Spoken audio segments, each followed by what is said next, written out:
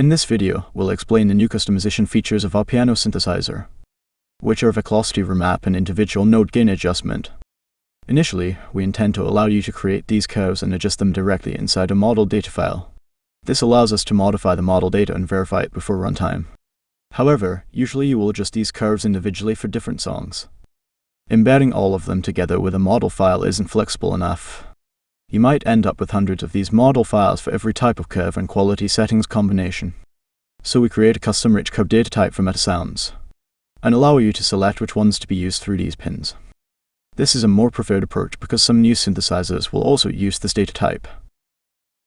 You can find this new data type below residual data.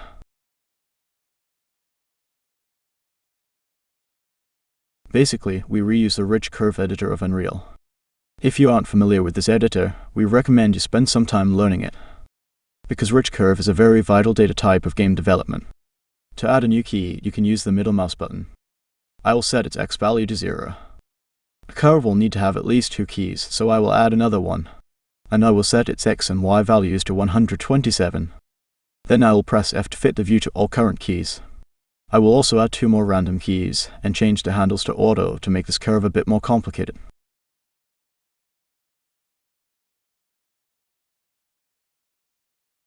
Now please take a look at these parameters.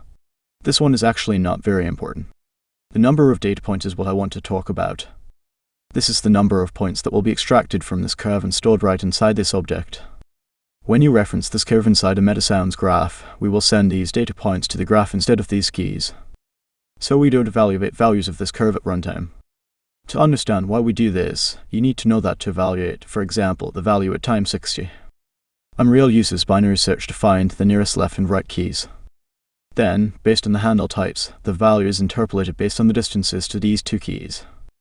So if you have a lot of keys and the evaluation is done multiple times per millisecond, it can become expensive very fast.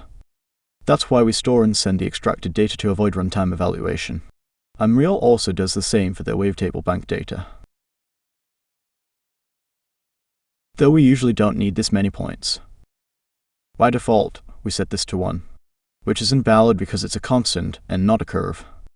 If you forget to change this, you will get a warning when you reference this in our notes.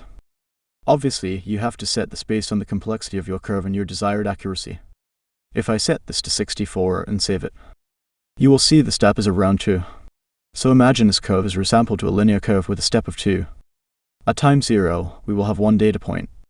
Then, at around 2, we will have another one like this. If inside our MetaSounds node, we need the value at time 1, then we will interpolate it from the values at time 0 and 2. In short, by using the extracted data, we skip the binary search and only use linear interpolating at runtime. So even if you use all 3 curves with hundreds of keys in this node, there will be virtually no performance impact. For ease of use, we have also created example curves for these pins. They are prefixed with VIC and stored together with piano models, so you can copy and customize them instead of having to set up from scratch. The curve that you will probably use the most is velocity remap. In this example, we use a nonlinear curve to increase the velocity in the middle band. The x-axis is the velocity of a note from your MIDI file, and the y-axis is the remap value. For example, if the velocity is 30, this curve will map it to 42, making it not only louder but also brighter. This allows you to calibrate the velocity of your MIDI without having to modify it. Note that we set the number of points here to 128 to precisely match MIDI standards. Now I will play this without using this curve.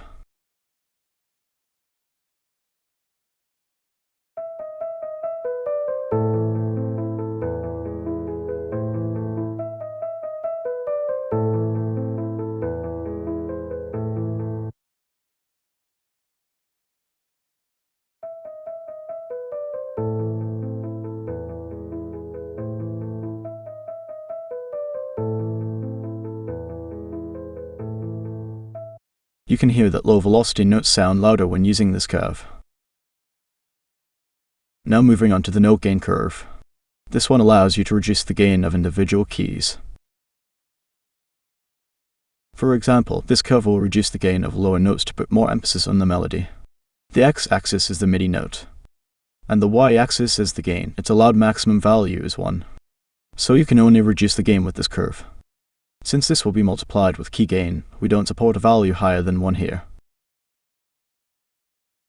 Note that we set this to 88 because our piano model has 88 notes. A final one is the hammer noise gain curve. It isn't a very important one, you will hardly ever use it. Usually, you can start to feel the hammer noise for notes higher than 70. It's actually hearable starting from note 90. Obviously, each physical piano will have unique hammer noises per note. So this curve allows you to reduce or increase the gain of hammer noise per note. The x-axis is MIDI note. The y-axis is the gain, and its allowed maximum value is 2. These values are set randomly, but overall they are increased to mimic a real piano. Let's just test with them without all 3 curves.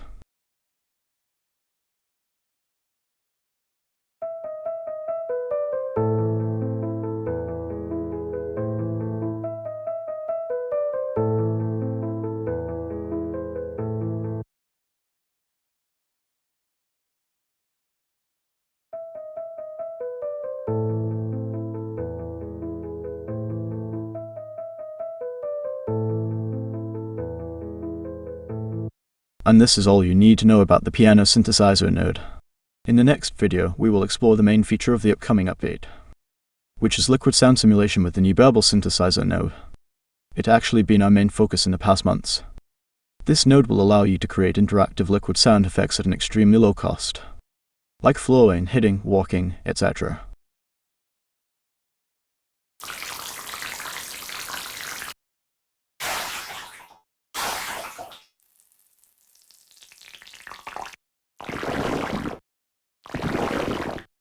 Bye for now, and I'll see you again soon.